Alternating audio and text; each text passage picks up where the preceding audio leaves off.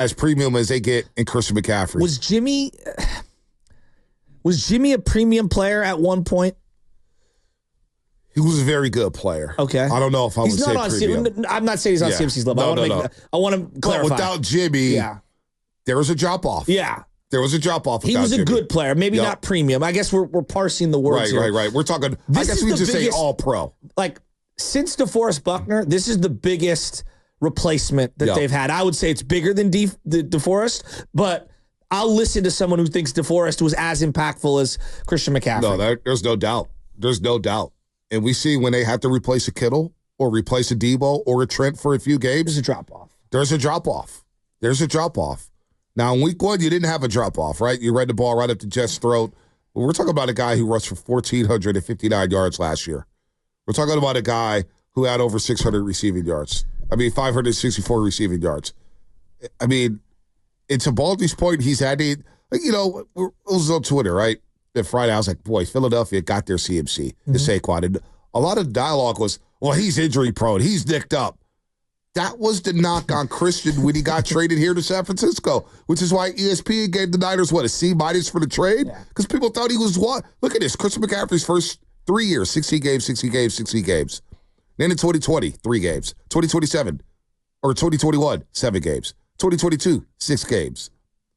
And then he ends up playing that entire season in 2022 because he played 6 with Carolina and 11 with the Niners. But we didn't even know if he was going to play the NFC Championship game. He didn't go through the pregame walkthrough. And he ended up being your best player in that football game. But you look at San Francisco and what he's done here, he's been available. But the tail end of his Carolina deal, and I don't know how much it had to do with taking or trying to go for a pick, Shasky, but there was a knock on Christian that he would get hurt and he wouldn't be available for all the games here. So to Baldy's point there, it's kind of reared his ugly head because of his training regimen. The guy won Dalla the offseason. Well, I can't blame him for that. I think it's a variety. I don't think it's one thing. I don't think it's just usage of Shanahan.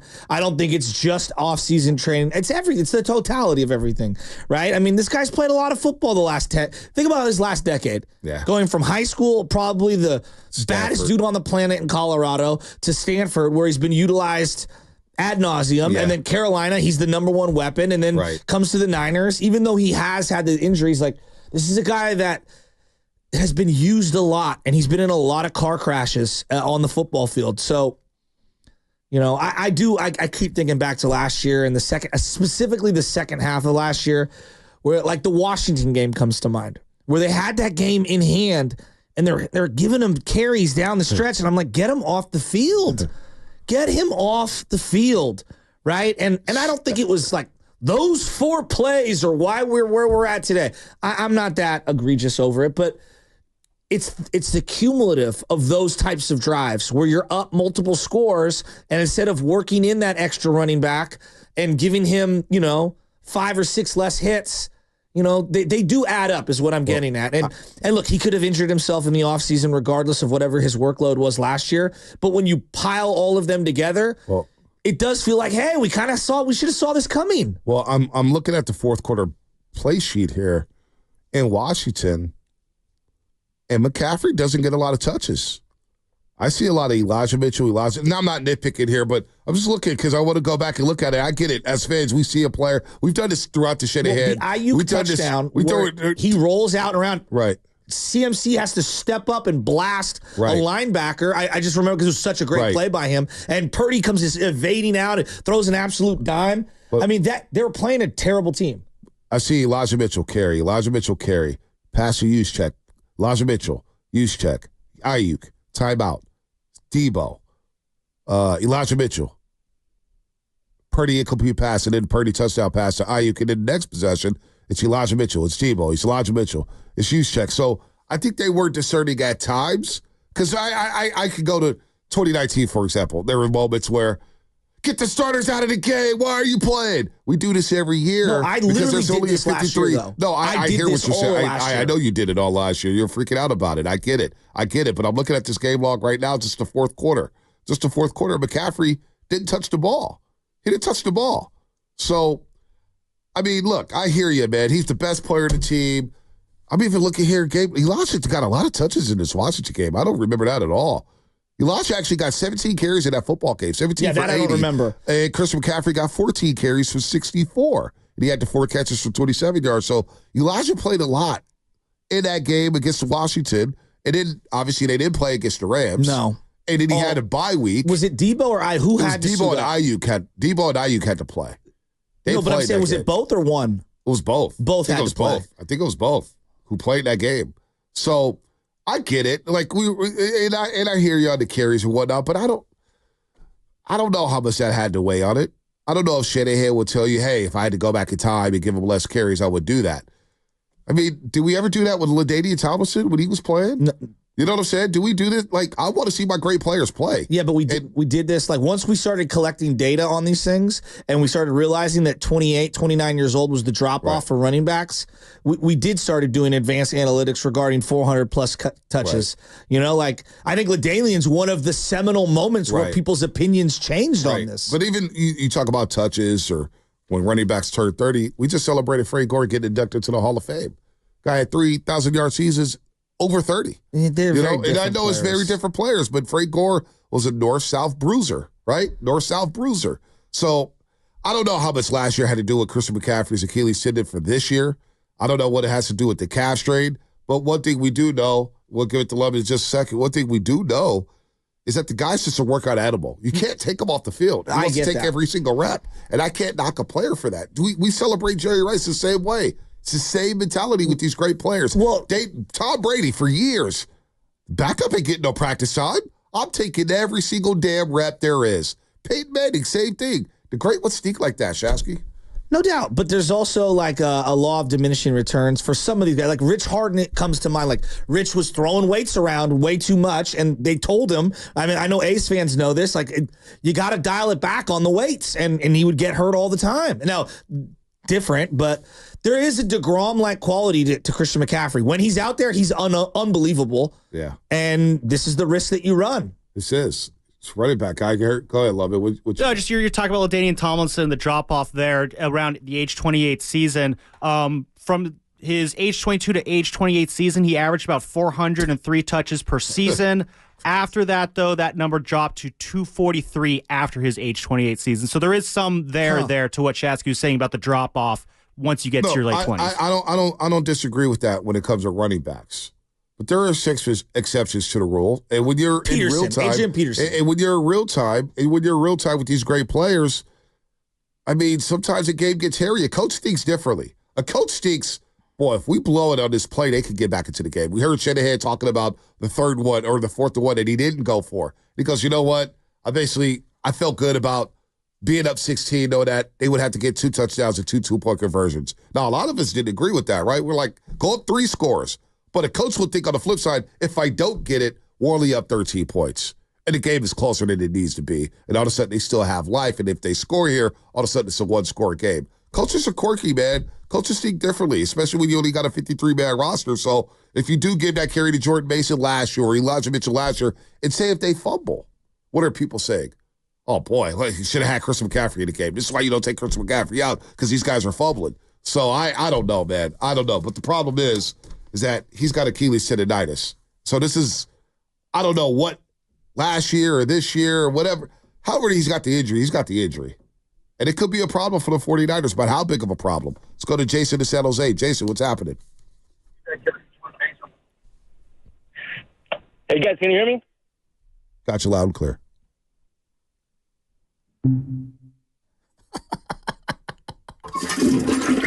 That was funny. You have to laugh. No, you just wasted our time. What was that? Well, not waste our time. We can now shout out Flowing Water Plumbing and Drain. Yeah, I mean, you contact Flowing Water Plumbing and Drain at flowingwater.net. What kind of grown-ass adult sits on hold for as long as he sat on hold? He was on hold for like a minute. He's on hold.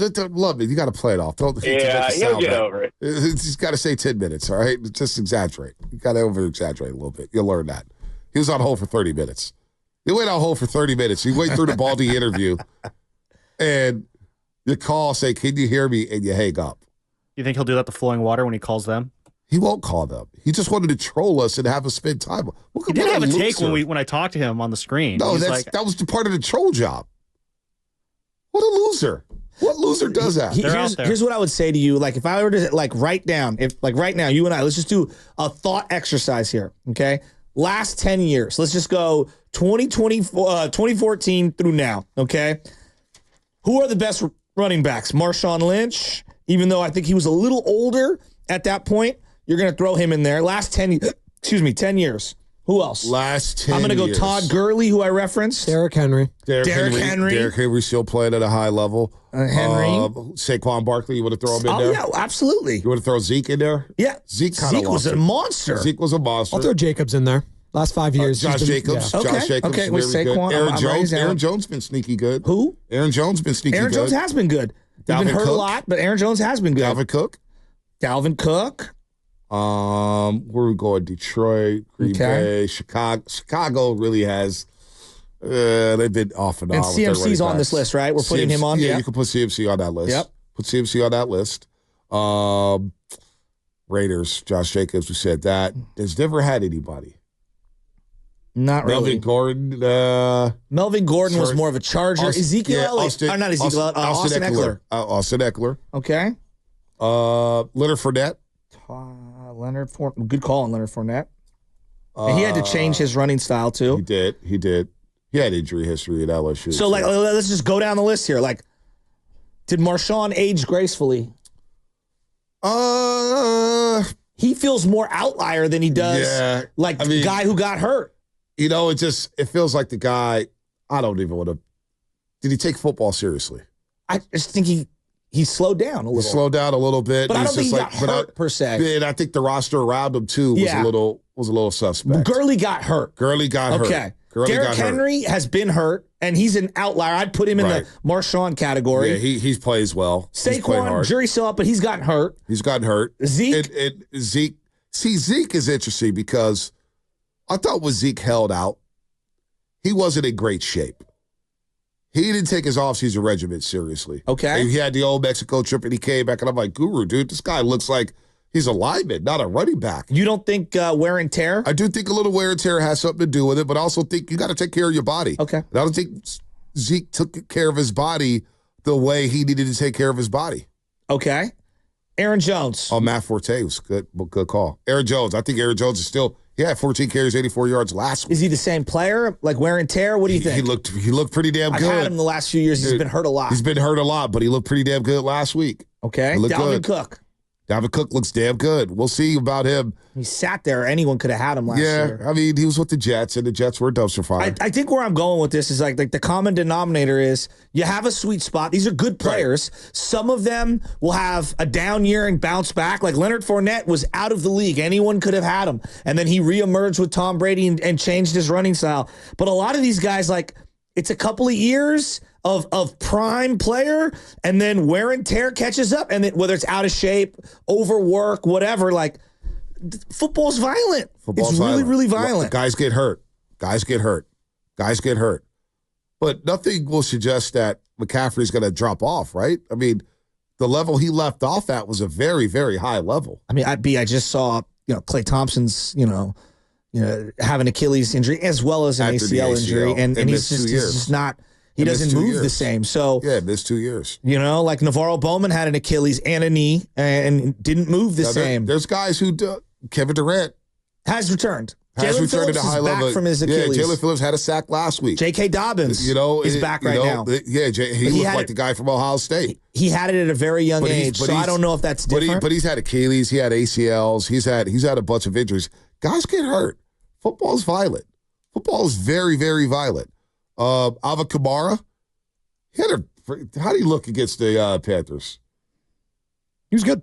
He had a solid game. Like they rested Jamal Williams got a lot because they blew him out in the first half. So Jamal Williams got a lot of touches. Part of the problem too. That's with a good running one I backs. missed on Kamara. Yeah, the problem with running backs too. When we breaking all these quarterbacks out, what situation were they in? Did they have a good quarterback? They have good running backs. They have a good scheme. They have a good system.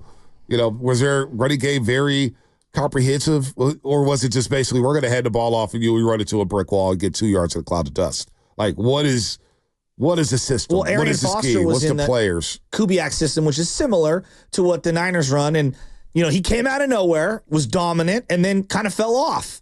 Yeah, 3 years, and then got a little quirky. Le'Veon Bell was dominant with Pittsburgh. I thought he was as unique as they come, and then he fell off. Well, he took that year off and then went to the Jets, and the Jets had nobody. Yeah. Jets had nobody. Should have stayed your ass in Pittsburgh. I guarantee you that's one of his biggest regrets, not staying in Pittsburgh. I guess where I'm coming from is, A, should we have seen this coming? And B, did we already get the best out of the guy? That feels unfair to even bring up today. No, it's not fair. Have you got the best out of Christian McCaffrey? They gave him the 2-year, $38 million deal. Well, he earned that. Is that good business? Well, that's a different question. That's a different question. No. So, by this theory here, with your data, because you're not wrong about a lot of things here when it comes to running backs. I get it with running backs.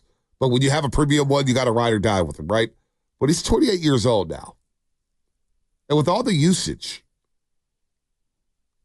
if fans saw it coming, because I bet you a lot of fans will say, yeah, we saw this coming. He had a lot of touches. Well, it's easy to say that today. But a lot of people are going to say it. 2 months ago, I don't think you would have said it. Because I don't live, when I'm watching football, I don't think about injuries. I'm like, I try to watch the game like injuries are turned off. And if somebody gets injured, you're like, all right. Because you know somebody's going to get injured. But I'm not going to worry myself to death every single play like, oh my God, he got up slow. He's injured. Well, I understand it's a violent game. It's a violent game. I played Pop Warner football, played high school, saw a lot of injuries. I'm not saying I played college or anything, but best friends played college. I was around City College, San Francisco for a long time. Guys are going to get hurt. Well, that's obvious. But I'm not walking into a game thinking, boy, if he does this, he may do this, he may do that. I try to watch it with a clear view, just watching the game, and knowing that somebody may go down. And you hope that somebody is not an important player like Christian McCaffrey, right? We don't want anybody to get injured, but you certainly don't want your premium players to get injured. Well, I think it's player to player. So, like, when Debo goes flying into, like, 6 guys, and then he's lying on the ground, you're like, get up. All right, good, he's good. Like, when Brock, great example, Brock's scrambling, and I'm like, slide. Yeah, that's like once he gets enough yards, slide. So that's me. That's the way I am. No, there's a lot of people like that. And like you got to go down. Do not dive. You know what I mean? Like don't go head first. Like I'm watching Lamar Jackson shoulder into guys. I'm like, I wouldn't be doing that. I can't watch football because if he goes down, their season's over. Yeah, no doubt. But these guys are all football players and they're gladiators. They can take contact. Hell, Debo got hurt on the play that I think was nothing. I didn't think it was nothing. I see guys get hurt for less. Hell, there's non-contact injuries for crying out loud. Guys would be at training camp. Terry Bridgewater literally taking a snap and his knee and his career is over, basically. In training, remember that? Yeah. Non-contact injuries happen. No doubt. But like Frank Gore, you brought him up. Like, how did he stay good for so long? He had the knack of not getting wrapped up in a goofy way. He never got squared up. You never saw him get that twist tackle. With CMC last year, how many times did he get twisted where a guy grabbed the face mask or they tried to twist the shoulders? I saw him get twisted so